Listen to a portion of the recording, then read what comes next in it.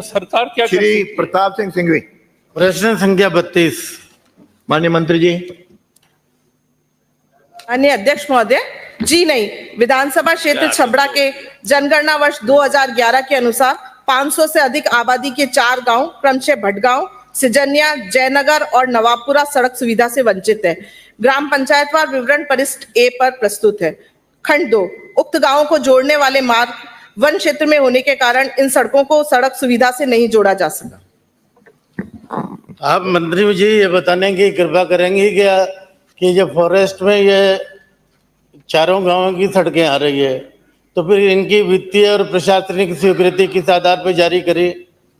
और ये सड़कें जिस प्रकार की मेरी जानकारी है, अगर इसका फॉरेस्ट क्लियरेंस 3 साल तक अगर नहीं होता है तो ये सड़कें डेफर कर दी जाएगी। पिछली सरकार के समय भी हमारी क्षेत्र के साथ इस प्रकार का धोखा किया। मंत्री थे भजन लाल जी जाटव, उन्होंने भी यही कहा था कि ये सड़कें आपकी स्वीकृत कर दी गई है और शीघ्र चालू हो जाएगी, पर आज दिन तक वो चालू नहीं हुई। अब आप ये बताएं कि फॉरेस्ट क्लियरेंस कब तक हो जाएगा और किस दिनांक तक ये सड़क चालू हो जाएगी, नंबर 1। दूसरा, एक तो मेरी सड़क है जो बिंदाराड़ा से पीपलिया सड़क है, एक है खजूरी रोड से खलकपुरा सड़क, और तीसरी है गणेशपुरा से कोहनी सड़क, और चौथा है हमारी नॉन पेचेबल सड़क। इनके बारे में भी आप यहाँ पर कुछ आश्वासन देने की कृपा करें। बहुत बहुत धन्यवाद अध्यक्ष महोदय। जल मंत्री जी। माननीय अध्यक्ष महोदय, जैसा कि अभी माननीय सदस्य ने बताया कि जो 4 गांव थे, उनके जो क्वेश्चन थे उसके अनुसार चूंकि ये वन क्षेत्र में होने के कारण जो है इन पर सड़कें नहीं बन पाई, लेकिन अभी हमने इसकी प्रशासनिक और वित्तीय स्वीकृति जारी कर दी चुकी है। लेकिन वन भूमि में होने के कारण वन विभाग द्वारा प्रत्यावन की कार्यवाही की जा रही है, और जैसे ही वन विभाग द्वारा स्वीकृति मिल जाती है, क्योंकि प्रत्यावन की स्वीकृति मिलने की कोई समय सीमा तय नहीं है, ये परिस्थिति जन्य है, और वन भूमि से जैसे ही वहां से स्वीकृति मिल जाएगी उस पर जो है कार्यवाही की जाएगी। नहीं, स्वीकृति कब तक मिल जाएगी एक तो ये बताने की कृपा करें।